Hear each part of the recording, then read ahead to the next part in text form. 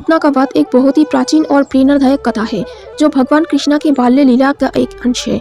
कंस जो मथुरा का राजा था, उसने एक भविष्यवाणी सुनी थी कि वसुदेव और देवकी का 8वां पुत्र उसका वध करेगा। इस भविष्यवाणी से डर कर कंस ने देवकी के हर संतानों को मार दिया, लेकिन कृष्णा को वसुदेव ने रात को अंधेरे में गोकुल में यशोदा और नंद बाबा के पास भेज दिया। जब कृष्णा गोकुल में बढ़ने लगे तो कंस ने उन्हें मारने के लिए अलग अलग असुरों को भेजा। उन्हीं में से एक थी पूतना, जो एक राक्षसी थी, अपने रूप बदलने की शक्ति के लिए प्रसिद्ध थी। पूतना ने एक सुंदर स्त्री का रूप धारण किया और कृष्णा को दूध पिलाने के बहाने उनके पास पहुंची। पूतना के स्तन में जहर था और उसका उद्देश्य कृष्णा को मारना था, लेकिन कृष्णा जो स्वयं नारायण का अवतार थे, सब जानते थे। जब पूतना ने कृष्णा को अपने स्तन से दूध पिलाने की कोशिश की तो कृष्णा ने उसके स्तन इतनी जोर से चूसना शुरू किया कि उसकी सारी शक्ति खत्म होने लगी। पूतना ने अपने असली रूप धारण कर लिया, जो एक विशाल और भयानक राक्षसी का था, लेकिन कृष्णा ने उसका स्तन छोड़ने से इनकार कर दिया और उसका प्राण ले लिया। अंत में पूतना गिर गई और उसका वध हो गया।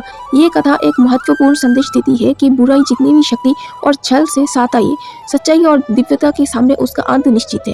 कृष्णा के इस बाल्य चरित्र से ये सीख मिलती है कि असुर गणों को समाप्त करने के लिए शक्ति और बुद्धि दोनों की आवश्यकता होती है। गोकुल के लोग शुरू में चिंतित थे, लेकिन जब उन्होंने देखा कि कृष्णा सुरक्षित है तो उन्होंने उनकी प्रशंसा की। पूतना का वध भगवान कृष्णा की उन घटनाओं में से एक है जो हमें सत्यता और धर्म के महत्व के